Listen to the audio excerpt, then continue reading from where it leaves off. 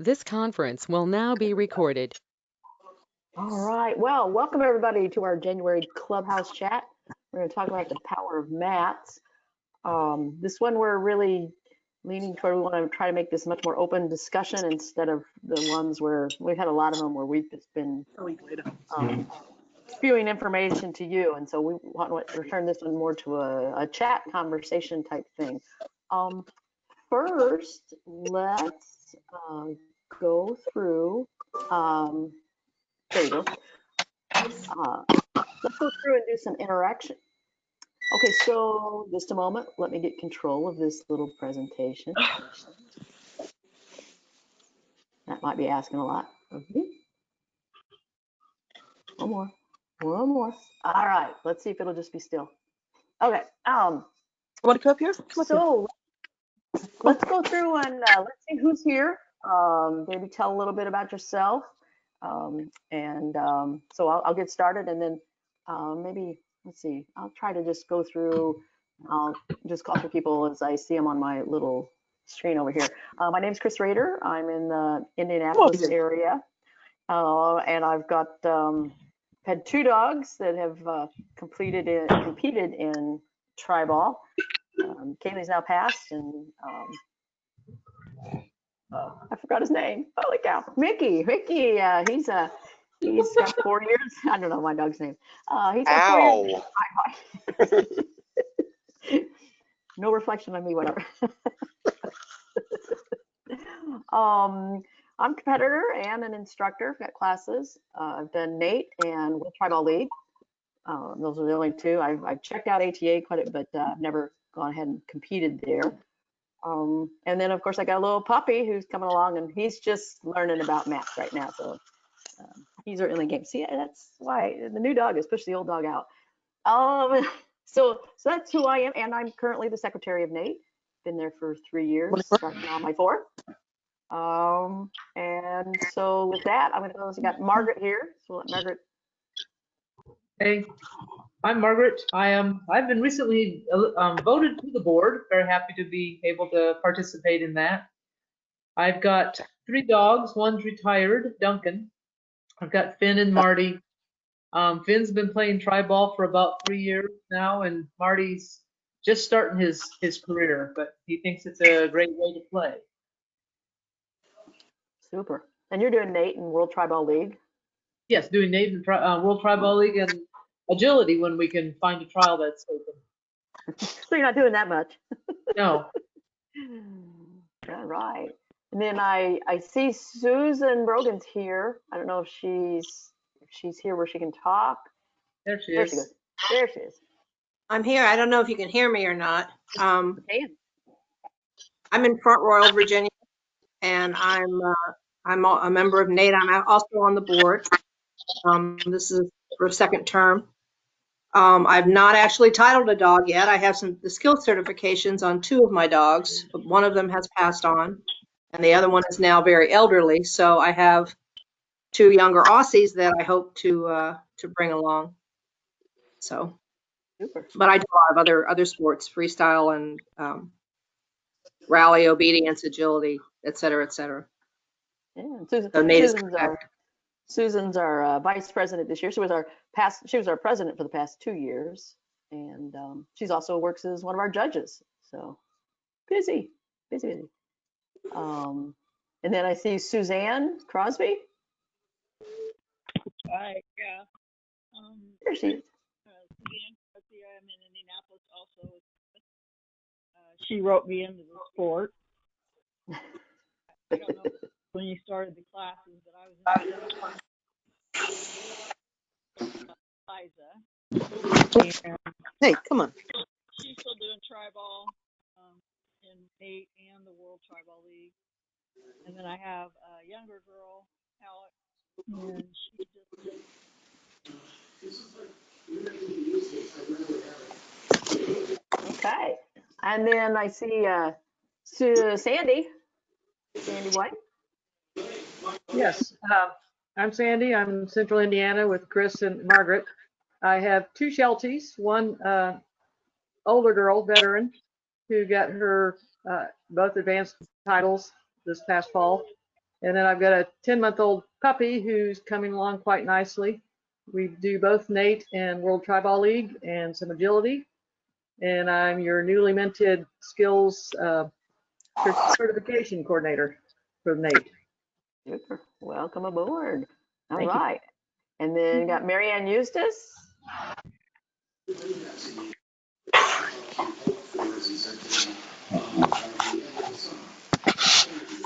Marianne, are you here somewhere that you can talk? There she is.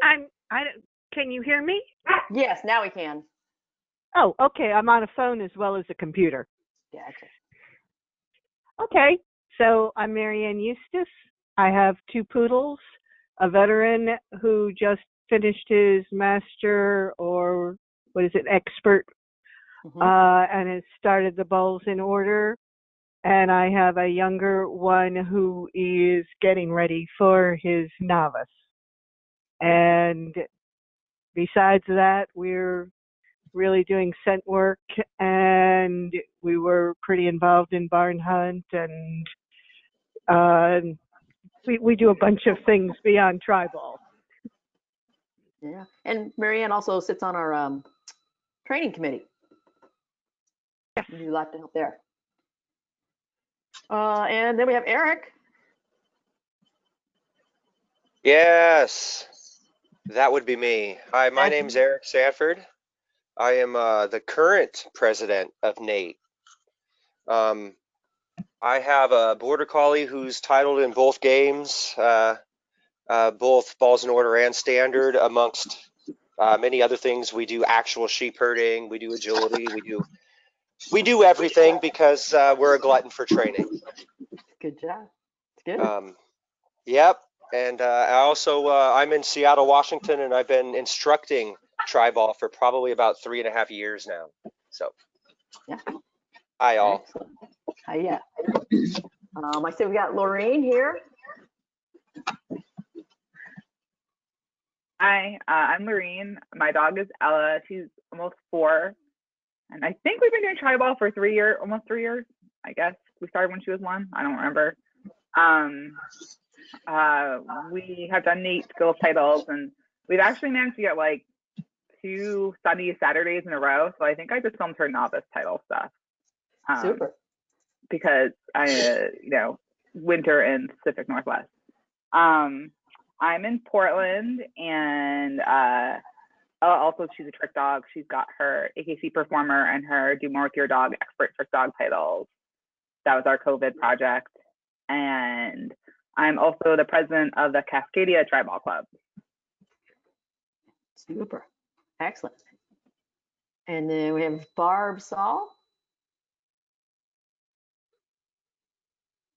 Yes. There she is. I've been doing Treibball for a while.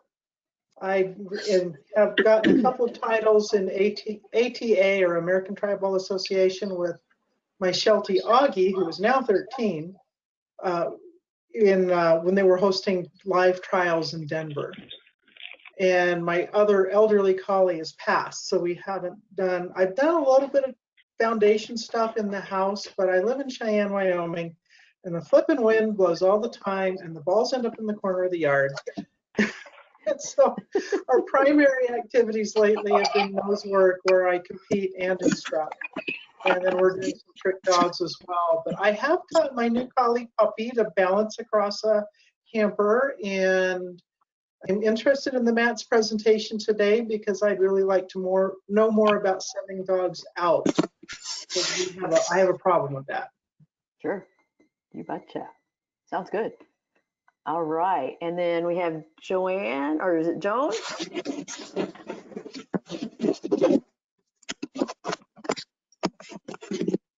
You're on mute. Joanne, you're on. There we go. I don't want you to hear the dogs being rowdy behind me. I've got Beamer, the Border Collie. I've got Luna, the Sheltie, and they both got their standard novice titles last month, and I'm really happy with them. And I started teaching them the balls in water. But like the poor lady said in Wyoming, I'm in New York, but I've got probably the windiest property in the county. I don't know why. And the balls, I spend more time chasing balls than I thought. But the dog is supposed to get the balls. Why can't he get the balls? But that didn't work. And that's about it. Hey, were you guys our first titlers from New York? Yes, Was that we you guys? are. Well, you are. congratulations. Thank you. Yeah, my family's tired of hearing that. Well, we're not. Thank you. Yeah, I love this. This is great. I got interested in it about 10 years ago, and unfortunately those dogs have all gone by now. But Yeah. so then I lost, a heart to do it. But then with this new group, but I'm hoping to get another puppy this year. So if anybody knows of border collie litters, tell me about them. And that's it. Thank you. All right. I see Brenda Johnson. I see she's here. Looks like she's got a live mic. Brenda, you want to tell us a little about Can you hear me? Now we can hear you. Oh, okay. I'm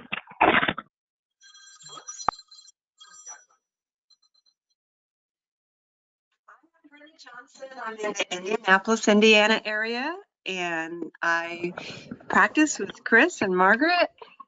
And I've been doing Treibball a little over a year with my English Springer Spaniels. I have an older one and a younger one. Doing just fine. Yeah. And you've been doing it a little longer because you had Norman before that. So you've been playing Treibball for a while. Yeah, I did. Okay, yeah. All right. And then I see we have Linda Grass.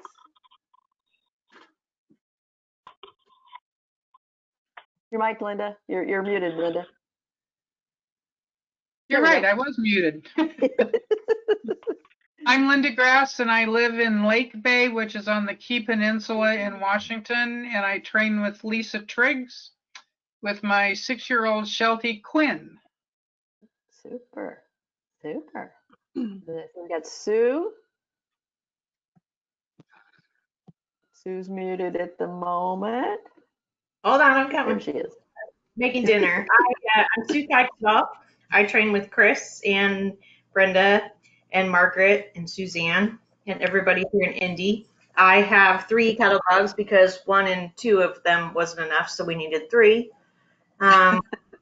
We do agility. We have all the way up to intermediate trick titles. We have, I don't know, we've done herding now, and we do the Treibball. Someday maybe we'll actually do some kind of a title. We are still working on those, but I've been doing it for a little over a year now. But I've got hope. That's all I got. So yeah. Oh, I see. We got Harriet. I'm here. Let's see. No border collies or Shelties here. I've got Labradors, 2 Labradors that play. And I have done some teaching. And I guess I'm pretty proud of the fact that one of my students, the oldest dog I think that has gotten a title yet, and was also probably the oldest handler, who I think she's 85 now. So, but we're still closed down over here for where I was teaching Treibball. So we hope to get that opened again pretty soon. Right, you're in Illinois, Central Illinois, right? Yeah, I'm an hour and a half, but I'm jealous of all your big group there. I may have to, when the weather's good, start playing with you guys. Just come on over. I started teaching Treibball just to get people to play with, and it doesn't really help when you really appeal to people whose dogs are on their last leg, Yeah, there's something to that. I think I've said goodbye to more student dogs in Treibball than anywhere else, disproportionately. Yeah. Well, I've even had a handler pass. So yeah, it's one of those things. It goes with the sport, I think. Yeah. All right, and then we got Amanda. Hey everybody. My last name is Fleischman. Facebook says Fleischsmith because my husband's last name is Smith. Now I understand. Just want to put it out there. Everybody asks. I'm in Dover, New Hampshire. It's in the seacoast, that little blip that touches the ocean. I'm about, I don't know, 20 minutes drive from there. And I grew up in Portsmouth. So I live just 2 towns over from where I grew up. So, Okay. anyway, so my girl Poutine, she and I started our Treibball adventure, I think about 5 years ago, but she's the one with the bad back. So, you know, as her back would be good for a while, we'd play it, and then, you know, the times where she needed crate rest and whatnot, and more therapy than play. So it's been a long journey. So last year, I'm so pumped, and thank you guys for, you know, patting me on the back for finally getting her novice title. Great. Felt like forever. And then I have my oldest dog, Pogo. He's 13, and Poutine's 9.5. Pogo, I don't really. He's a different kind of animal. He's definitely a ball biter. He's a sweetie. He loves to work. He's really a rally dog, and we got our excellent titles before they did all that master program stuff in AKC. And he decided about then that he wasn't a trialing dog anymore, so we don't, you know, want to tempt fate and be kicked out of AKC, so we don't compete anymore. And Poutine thinks rally's pretty boring and dull. She's a one and done girl, so she loves scent work. So really with her, it's just scent work and Treibball. And then with my dog Norm, who's like, he's my third dog in my life, and I just, if you guys for ha-has want to see his name, I'll send you his whole name. But like, I put on his, and he's my first breed dog too. I never knew anything about breed handling, and I have his grand championship. We have agility titles, his trick performer title, all the canine good citizen titles, rally titles, obedience titles. I'm sure there's some other stuff in there I'm forgetting. Oh, there's a USDAA agility title in there.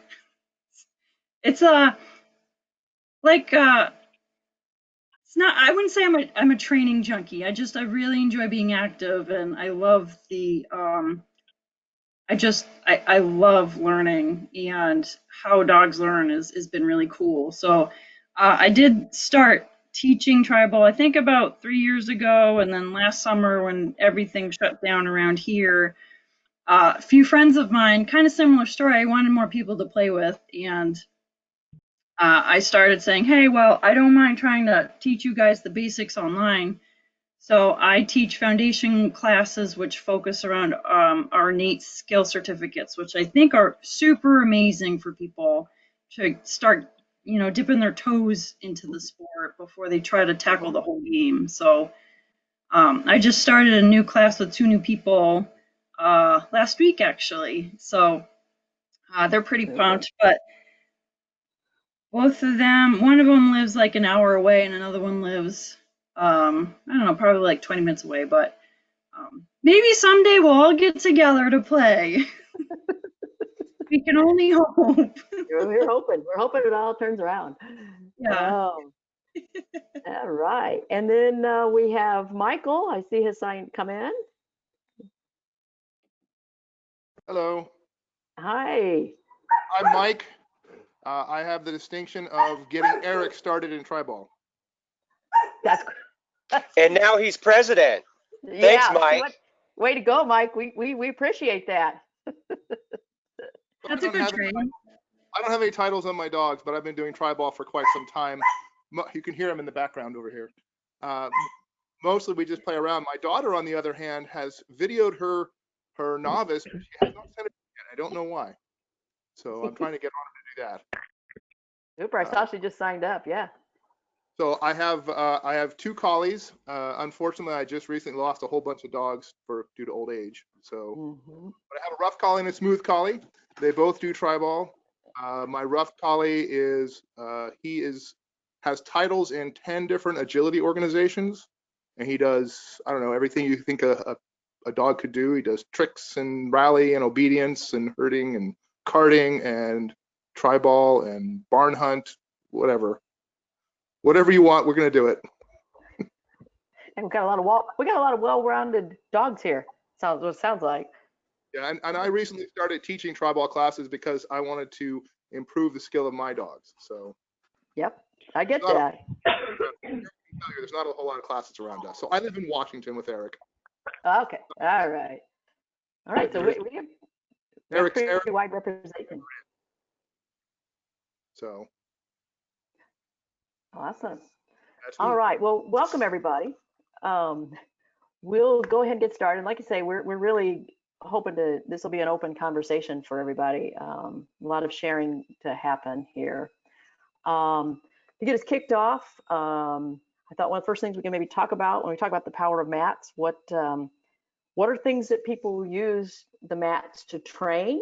You know, how are you using it in a Treibball game? What are your goals for that? And just to kick it off, you know, some of the, you know, the what I call the general terms. Usually when I'm using them in classes, I'm using it to teach either a location or meaning somewhere on the field that I want them to go, or position, how I want them to be positioned, say behind the ball. And I use it a lot for confidence building. So those are just some general things, but from there, let's see if we can get people to chime in on what are they using the mats for to build. If I have to, I'll pick on somebody. I'm being barked at.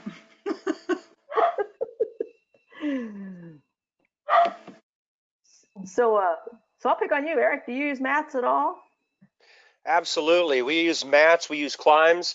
I actually found these little mats. They're like they're made for babies. They have letters in them. So like it's a big square and you can take the O out and then you can take the center of the O out of the O. So you can take a bigger mat and you can make it smaller. I also use climbs for dogs that have problems just really going out to mat work, because I found that the elevation difference can really teach a dog to go out a drive away from something.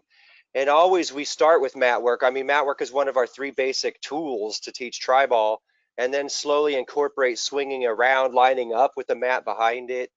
You know, there's many good reasons for mat work.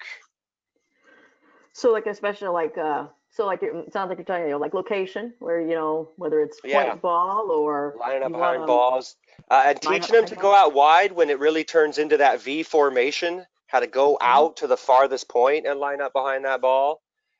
Yeah, absolutely. Eric, could you explain what a climb is? A climb is an elevated platform that's made for, I mean, well, I guess it's made for dogs, but I mean, you can use it for most anything. It's not really big, just a couple feet by a couple feet. Yeah, maybe a few inches off the ground. It's sold by the Blue 9 company. Yes. Thank you, Amanda. See? Yeah. It's not made for my dog. No, it is not made for your dog. I have a picture of my the front or back end, maybe. But it does, I have noticed that if you can separate it, you know, and I've just found that with mats, especially in the beginning, it's really important to change texture, right? Yes. It's have a piece of carpet on, you know, hardwoods, or have a smooth, like a yoga mat on carpet, or you need to change the texture to really help them out. Right. So for the dogs that even struggle with that, you can change elevation using something like a climb. Or frankly, even a fit paw. You could use whatever you really want to use. Right. So. Something that just raises it up, some sort of platform that something raises that it up a little. Get them driving towards something, and then change it back down to the one that's flat on the ground, and then eventually make it smaller and smaller and smaller until you've done it so many times and there's so much repetition that the dog is doing it without thinking, frankly. Yep. I actually use all of them simultaneously to teach targeting. Like the little mats in the picture here, she's got a whole bunch of different shapes and sizes. and I'll use all of them at the same time to teach targeting close up, and then send them, then start to build distance. But the elevation absolutely makes a difference. And the climb, the nice thing about the climbs is you can take the legs actually come off, they unscrew, so they can be shorter. I think it's like maybe 4 inches without the legs. And then with the legs, I guess it's what, maybe 12, 10? Yeah, something like Not that. super Yeah. high. So it's a fairly low little table. So you're saying, so how you're saying you use all the different sizes? How do you use them all at once? What? Well, what I mean is I teach targeting to different sizes at the same time. So I'll use, one day I might have a, like in the picture here, and a lot of times I'll use a coffee can lid, and I save them up, and I use those just as a foot target. And then I'll, use that and start to send that out at a distance. But like in the picture, you see the little tiny ones. The big one I probably would use for positioning, to get my dog to stand in a particular position, because I do freestyle as well. So we do a lot of positioning. So that's why I kind of go that way with it. Right. So the long one, I would teach a standing position, whether I want the dog to face away from me or towards me, or depending on where I am in relation to the platform. For Treibball, of course, I want the dog to turn around and face me once they get out further. So I do that close up. I might add height to it. And then the square ones, maybe I'd use for a sit, depending on the size of the dog. The little tiny ones I'd use for a foot target. The tiny ones I might actually use, I probably would use for a nose target at first, but eventually, once you get them out further, I don't know how Eric does it when the dogs, with Treibball, you have the ball as your target eventually. But I would use those even at a distance at some point, but they have to build up to that. Right. Right. But I would teach all of them close first. It's just what I do. Oh, that's good. That's good. We'll use them. We'll use them like, a dog may be working fine, whatever, make a number 20 feet. And then, but we start adding distance, and they get a little iffy on where they should be, where behind the point ball. So when we add some more distance, we'll put the mat back. So yeah, they were working fine without a mat at 20 feet. But when we push the further out, well, we put the mat back for just a little while. And it helps them build that confidence that, oh yeah, that's right, I'm still good. Yeah, exactly. It just brings back that, yep, right, you're right, dog. That's exactly where we want you. So, how about anybody else? You have different ideas of where you use mats in the Treibball land? This is Barb, and I've used them to introduce directionals. So I've done like big circles with mats, maybe 6 or 8 mats around the circle behind pails or cones, and start teaching go left or go right. And that's really helped, because otherwise they're like, well, you're waving, what, hi. I just had a big hi, how you doing session with my dog today. Oh, yeah. Oh, yeah. I can would definitely just see say that. that's actually a pretty great idea to teach flanks. So I might just steal that, Barb. Thanks. Certainly. Definitely. I found when teaching when I first started doing this, way back when the dog that I don't have anymore, I started teaching basically in a circle with mats, in a circle with me in the center. Yep. And moving the dog from mat to mat. And what I found with my guys, at first, I did have to have them a little bit higher.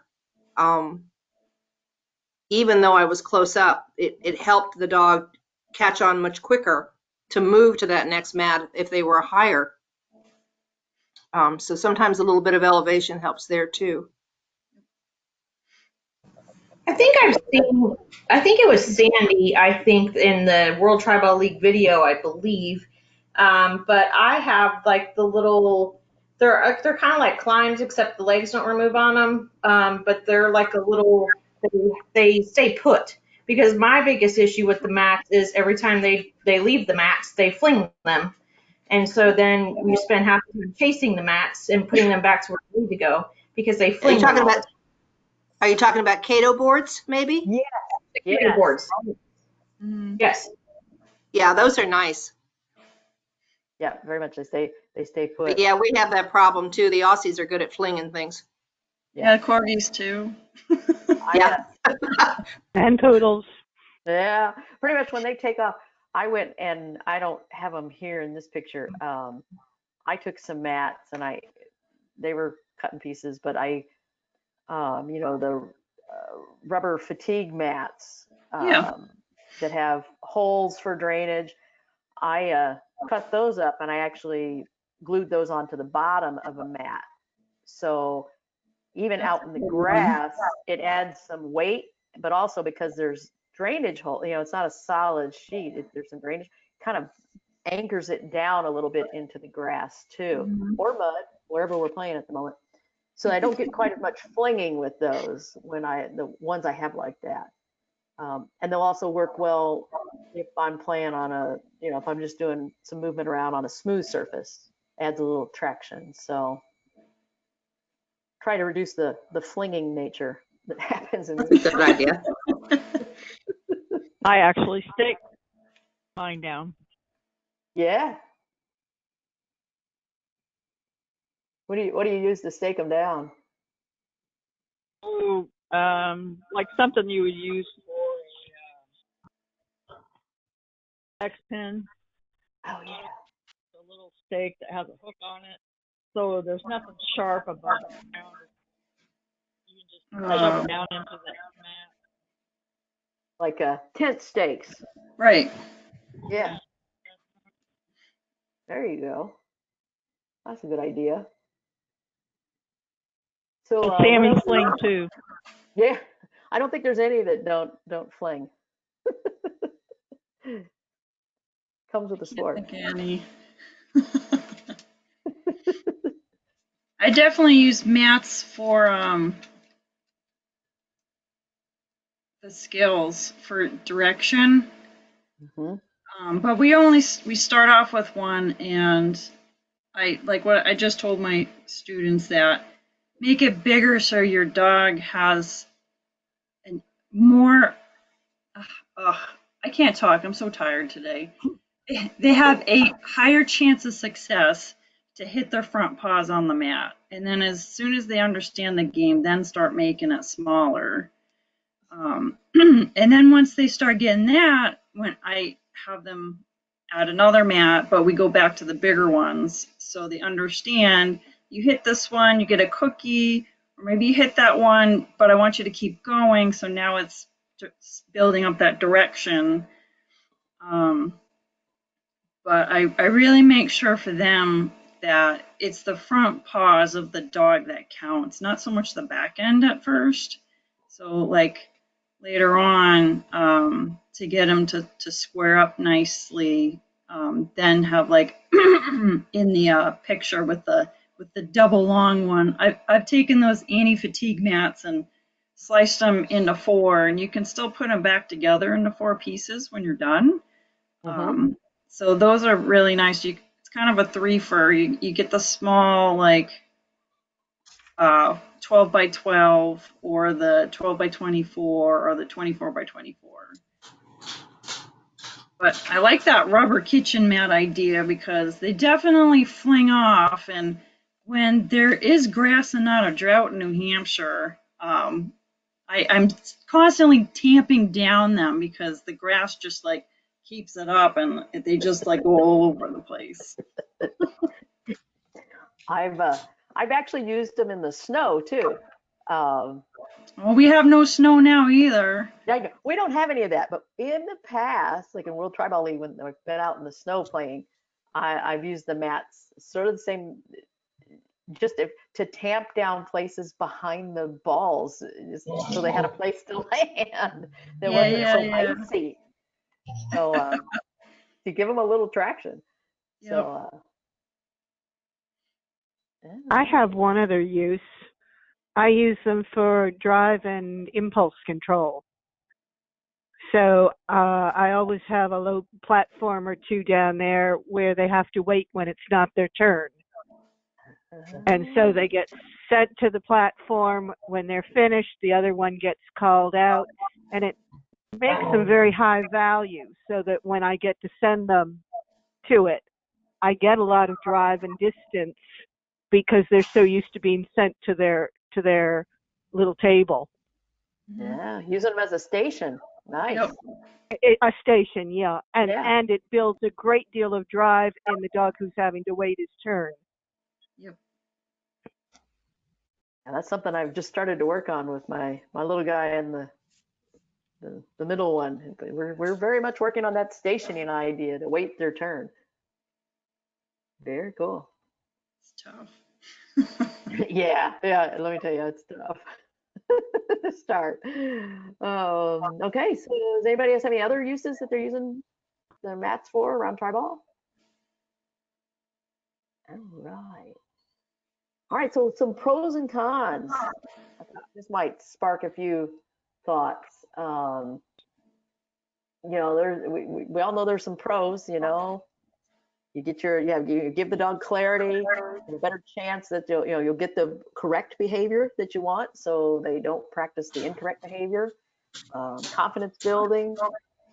You can bring them back whenever the dog is confused about what you're working on. But I think we're all aware there's some downsides to the mats. They can become dependent if we don't remove them in a timely fashion, or wean them off the mat in a good method. I've seen the mats give a dog wrong information. We use it to show the point ball location, and then if we don't get that mat picked up, we're trying to send them to do directionals to get the other balls, and they're just running out to the mat. And if the mat has gotten out of place, the dog goes to the mat and they're not in the right place. So I've definitely seen there can go wrong with the mats. So how about everybody else? What have you seen, pros or cons, using your mats?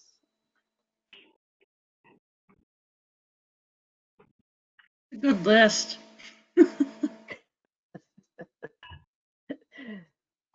I think for me, a con would be now when you pull the mats out, they're like, oh no, really? Mat work again? Like, really? Like, we can't go do something fun. We can't even push the balls. We got to do these stupid mats. Like, they literally look at them and like, oh, great, huh? Which says, we love pushing balls better than stop on mats. Mm-hmm. I think my dog's the opposite. She really loves targeting. So as soon as she sees the target out, she runs and stomps on it. Yep. So like if there's targets around, like she'll ignore other things to go to targets because she loves targeting. Mm-hmm. Yeah. So they can we can definitely get them stuck. It's like, I went to the mat. No, I don't care about pushing the ball. I'm at the mat. Thank you. Yeah. I think it's the best way to create clarity for the dog. Where do you want me to be? And I found it also allows me to introduce the ball without them going, oh my God, it's the ball. First, I can put it in the environment that they're still focused on the mat. And as they get better with position, I can remove the mat. We can start adding more, do something with the ball at that point. True. I definitely hear that. Because my border collie he's one of those nutso border collies. When he's out there, he's a hard worker, but he's all over the map. If a mat is like, oh, boom, now I know what to do. Yeah.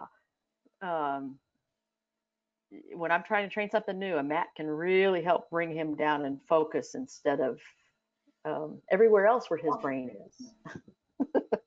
Well, I think my 14-month-old smooth collie is going to be a ball nut.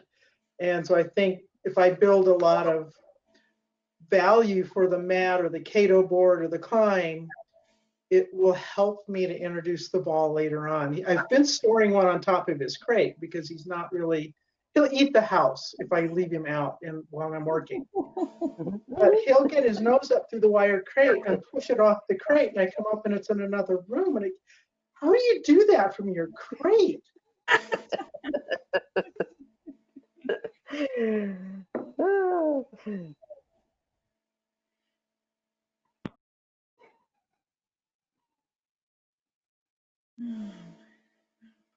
else see any other cons to using the mat? I mean, I know we've come up against dependency before, where with the mat's not there, they totally lose it. I had a little bit of issue with if mats weren't staying in place when the dogs were cutting to go around the ball. If they slipped, they would, be a little bit wary the next time I tried to go send them. Mhm. So especially yeah. when I'm outside, I always make sure I either have a weighted mat or some homemade raised platform of some kind, because in the grass that helps them stay in place and they get a little better traction. That's a good point. Especially this sport that's supposed to be so, I won't say healthy, but it's supposed to be one that's good for not injuring the dog. And yeah, you slip on a mat and now you've gone down the injury path again. Right. So yeah, that's a really good point.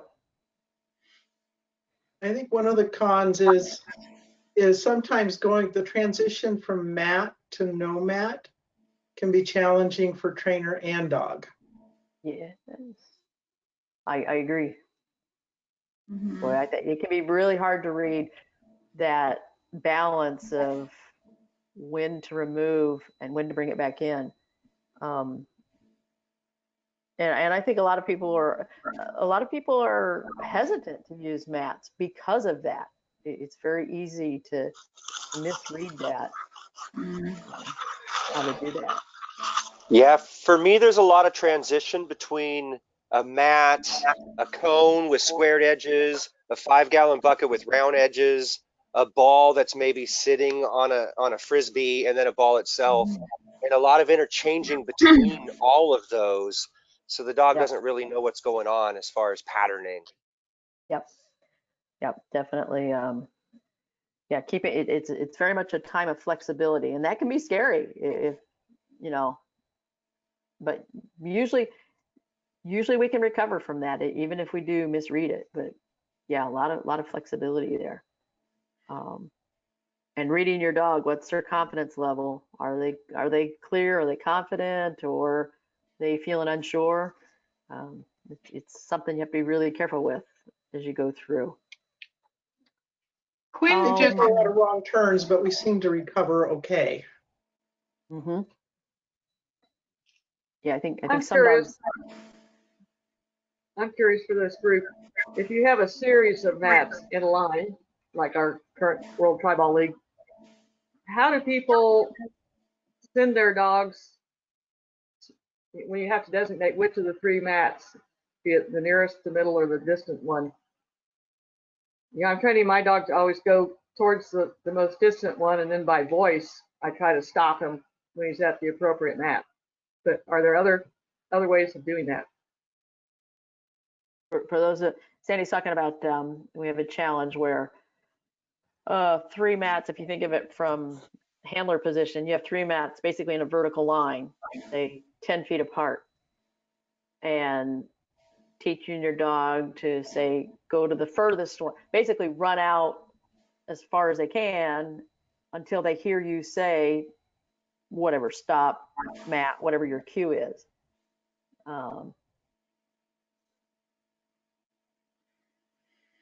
Somehow that's a little easier with balls than mats, I think, sometimes. I mean, in agility, there's a lot of people that have sounds instead of words. So, say if you want your dog to keep moving, you just keep talking, or you make for them to slow down. So, I mean, when you're thinking about your dog running out there, they need to stop and collect themselves. So you need to give them enough notice ahead of time before they're approaching. So it's a lot of watching. There's a lot of similarities I find between Treibball and agility. And a lot of it just has to do with the dog committing to get to something and when you need to give them that information. So agility, you're always thinking 15 around 15 feet, they should have the information for the next obstacle. And if you're going to try to have your dog go from, I don't know, let's say 1, 2, 3. So third's the furthest one out in the field, one's closest to you. So you're going to tell your dog halfway through the field when they're approaching the first one, they need to slow down. That's the one you want. So instead of telling them stop once they're, I don't know, like a couple feet away, they're going to go, oh, okay, I'm going to keep traveling out and to slow myself down. Especially if they're a fast dog, you got to give them enough information to put their brakes on, if you will. Yeah, I think that's very true. I think one of the problems with this one is because for vast majority of us, all of us, the mat is a target that means stop. And so when we're teaching, if I have the same situation and I have buckets or cones, 3 buckets or 3 cones, it's much easier for my dog to understand, keep running until you hear a cue to stop. But when it's mats and I need them to keep running out to that 3rd mat, they see the closer mat and they're going, oh, there's a mat, I'm supposed to stop. It's like, no, keep running, keep running. The mats are kind of different because we've taught them mat means stop. I have not done that. Yeah, when they stop, when I want them to stop, they stop. If there's a mat there, same like with the clock game or when you're standing in the center directing them around. So our directions game is in a horizontal line. So if you want to get to that point, maybe instead of starting off with a vertical line, you're going to start with your horizontal line. Next time you set a diagonal and then keep moving it. So that the picture's changing, but then it's not so dramatic. Yeah, we certainly, I find it much easier to do when we're playing it in a circle versus a send out. Right. Definitely. Well, and I haven't been here. I mean, I'm still fairly new to Treibball, so I don't know that. I'm hoping maybe this will help me in the future and not. But I was working with them, send, yes, because I've done agility. So even like the send. So my send, close to number 1 per se is, shorter and it's a little different than my send to number 2. And then when I send to number 3, I'm sending far and long per se. And so it's the, them watching and, watching me and me giving them the cue that, hey, I want this one close. I want the far one. I want this way. I mean, and I'm assuming later on in advanced stuff that I might need that. I don't really know, but at this point, I kind of was at a loss of what to do with that because, they said, oh yeah, there's a mat, cool, we're going right here. No, not that one, next one. Okay. And so it became too hard to keep trying to send and then telling them stop, or that way they were like, So I was just doing the distance and the change in sending, what it looked like. So I don't know if that's right, wrong, or indifferent, but that's what I was doing. Yep. There's definitely a difference in my cue when I'm sending to something very close, 15 feet away, versus when I'm sending them much further, 40, 60 feet away. Much bigger cue, just like an agility. Very much so. I think this is very World Treibball specific. So we did the past 2 seasons. We aren't doing it this season, just because I don't have access to a place to do it. But I think with those sort of challenges, like we would take 2 things. First of all, like we would just start off with get rid of all the other maps and just practice going out to the furthest mat. Because like I kind of took each challenge as like I'm training you for this challenge, and not necessarily like a whole general like thing. So like with those, it's just like the only mat you're going to is the first mat, that's the furthest out. But then also like one of the things I did learn to teach Ella with World Treibball is like go out and walk on, because you do a lot of that in World Treibball. So like, yeah, you didn't go to the right map, but go out means you need to go back one, and walk on means, you mean come in one. And we haven't done balls in order, but I assume like that would help with that kind of stuff eventually. But we really take World Treibball as like, we're just working on this one challenge, this one match, and then like figuring out how to just get that one versus like, I always want you to go the furthest one, because World Treibball, that might not be what it is. Like the next one might be go to the middle one. Right. Yep, I definitely, when I look at the World Treibball, I definitely try to break it. Okay, which things can I use and teach skills that I can use in the regular standard or balls and order games, and which things am I just working to get through this little skill, this little challenge. So definitely break things down a little differently. But a lot of them do come up in balls and order in the higher levels of balls, you know, advanced and expert. You start finding, wow, these were all really good skills to have. So definitely breaking that out. Okay, so if we don't have any more of those, I'm gonna move ahead a slide. Something usually people like to talk about is, you know, how do we lose a mat or fading? There's, in my mind, there's two different ways you can look at it. Either you can look at it by gradually reducing the size, where you just keep going for smaller and smaller mat.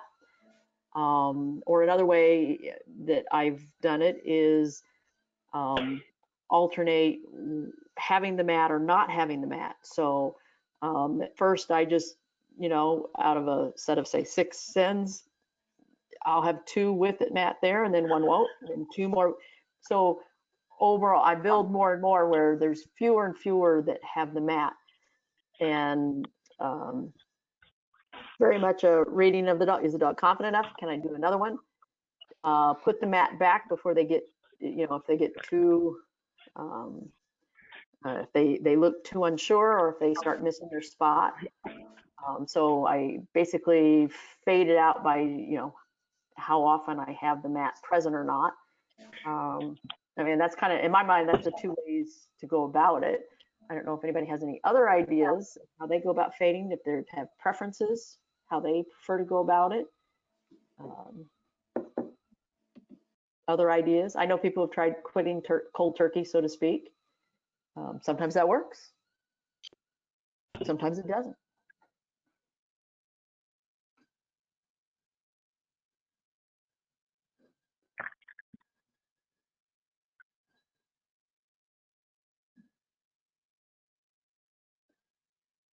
No preferences? Yeah, I think it's hard because every dog is so different. Mm-hmm. Yeah, so it's adjusting. It's adjusting to the individual dog. But I mean, you have to absolutely have to say that. Well, from a behavior perspective, the fastest way to build a new behavior is constant reinforcement. But the quickest way to ruin a behavior once it's built is constant reinforcement. So you kind of fall into this line of alternate reinforcement being the way you have to go, but then categorizing that with the individual dog is really the hurdle. Right.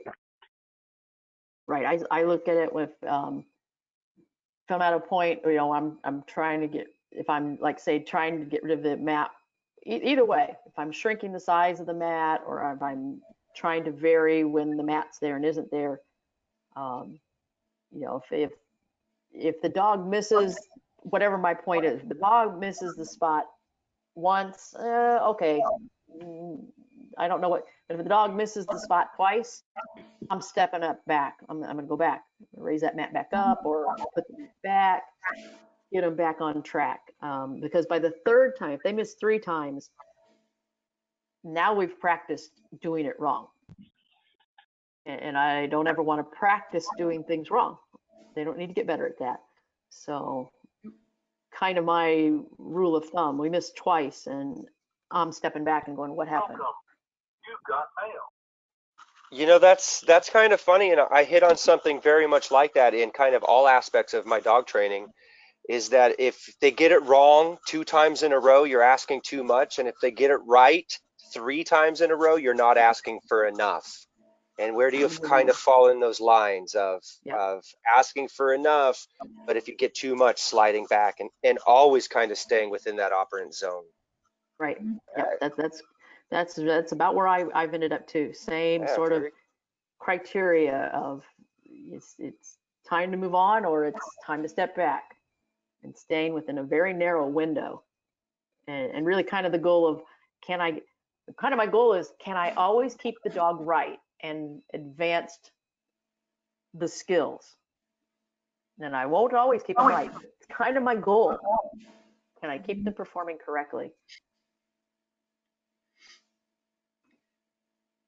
Anybody else? Okay, we'll go one off. I'm not a super rigorous trainer with a lot of, I don't know, formal plans. I just kind of get out there and mess around. But sometimes if I get a good, strong behavior with a mat at a distance, then I'll bring the distance way back in and lose the mat and then work it back out with the mat. Like I say, I'm not a rigorous trainer, and so I don't worry too much about how fast progress we make. You have a dog. You're a dog trainer.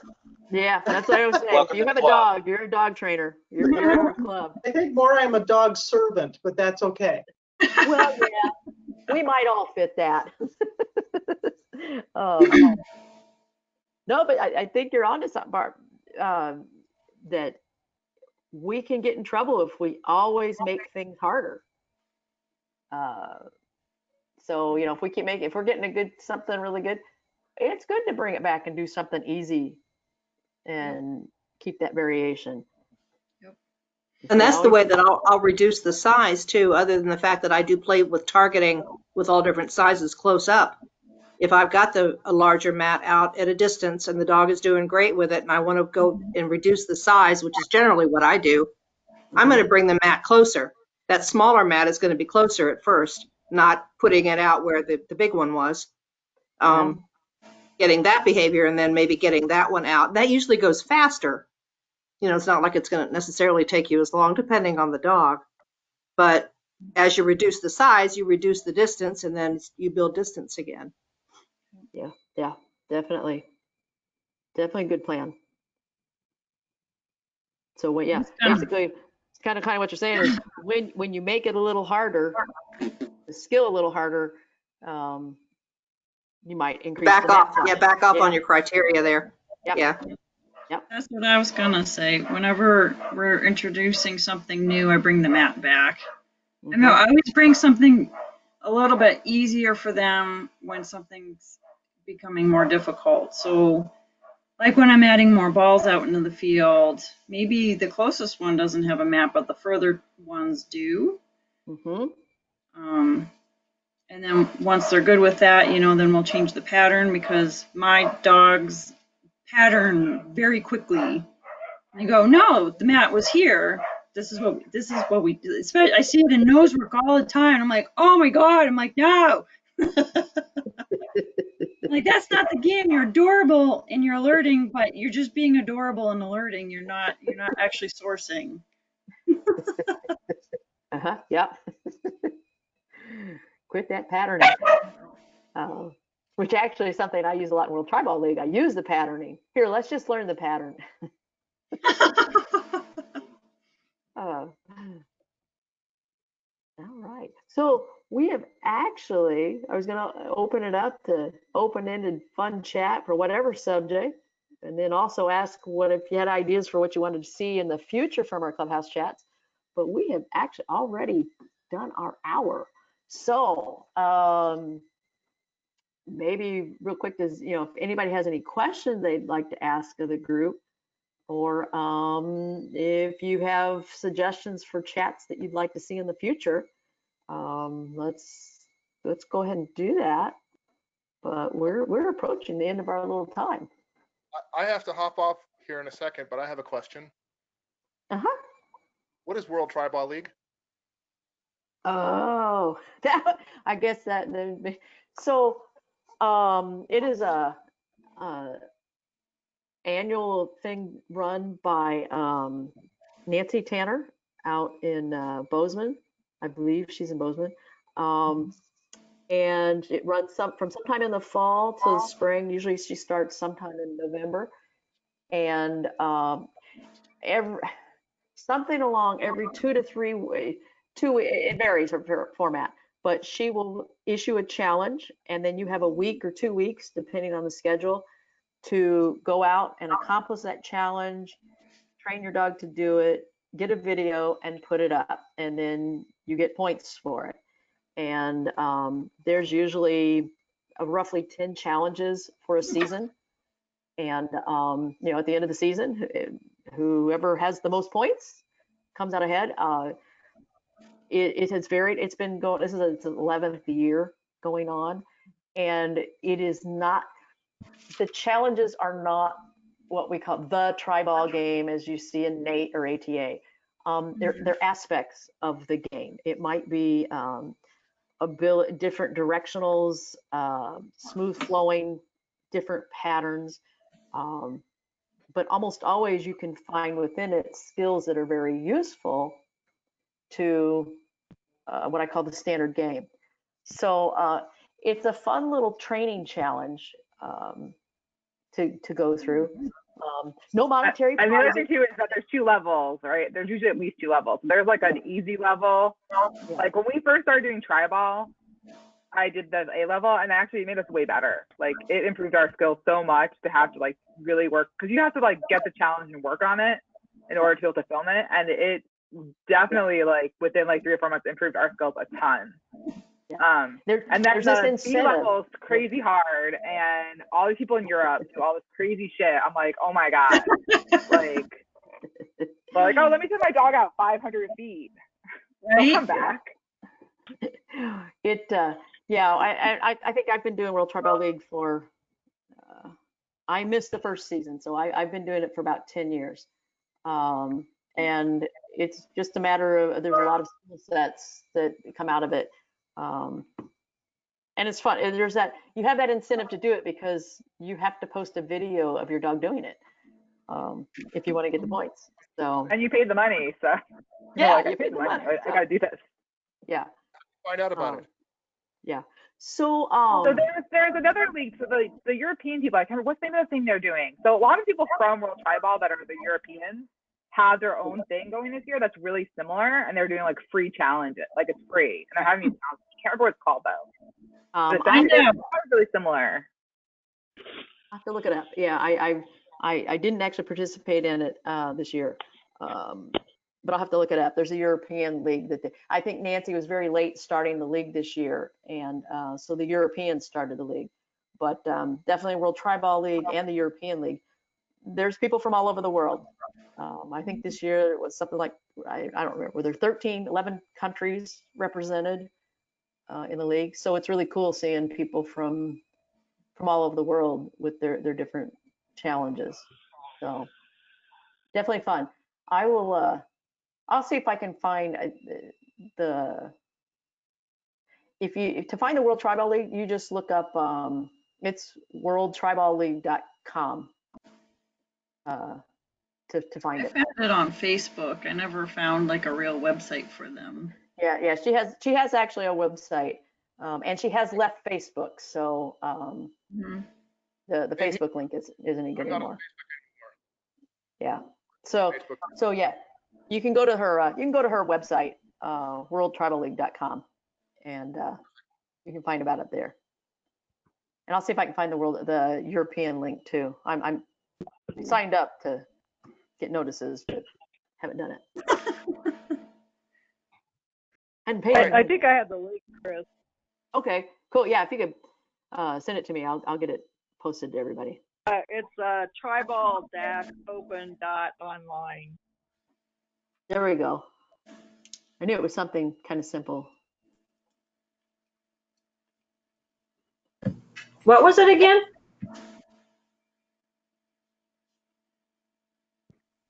Are you there, Is it Suzanne? Treibball-open-online? Dot online. Oh. Yeah. And you can see them. They're cool challenges to try. All right. And at first you may think it's horrible, but then once you start playing, it's like, oh no, this is fun. Okay, cool. So does anybody else have any other questions?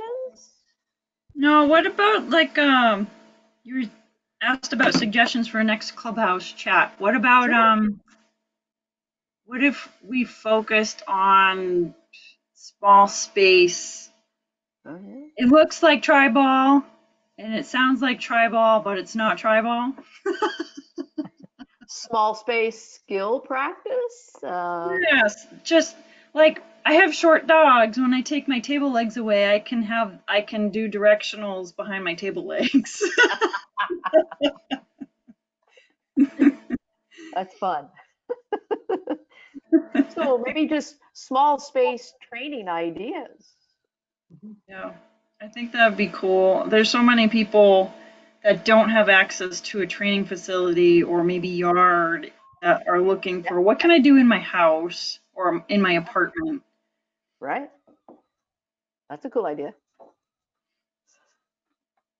All right. Anybody else got any more ideas? That's a cool one. Thank you, Amanda. I'd like a little bit of help on having a dog dig a ball out of a corner or against a ring gate or a wall. That's a good one.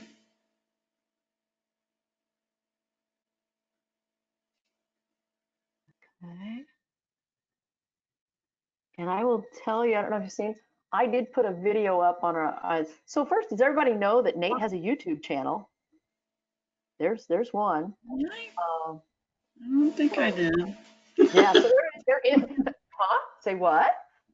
So there is a Nate YouTube channel, and we have all kinds of training videos up there. And actually digging a ball out of a corner and off ring gates, that is one that I have a video up on. So that's one place you can check it off. But that would also be a good Clubhouse chat idea. Yeah. Maybe even just, what I call more difficult pushing scenarios. Mm-hmm. There's places where our dogs get in trouble getting out of the corner when it gets behind the goal. What can we do to train them to help that? So My girl bites the ball when it's in the corner. That's how she gets it out. yes, and that is a solution. It's not a good one, but it's a nope. And that's when we stopped playing Treibball for a week or two. Yeah, it's like let's not do that. We call that frustration or a solution. Oh yeah. Yep. She's an old girl with a lot to say. Okay. All right. Any more? That definitely gives us stuff to work on. You've tapped my brain out, Chris. All right. All right. Well, thank you, everybody. Hopefully we will see you again soon. I'm not sure what we have for a chat plan for February. Monica would normally chime in about this time. So I'm not sure what we have planned, but hopefully we will see you real soon with another chat. And hope everybody takes care and has a good evening, afternoon, wherever you are in the clock right now. And we'll talk later. Thanks a lot. Thank you. Thank you. Bye. Good night. Bye. Thanks, Chris. Good night.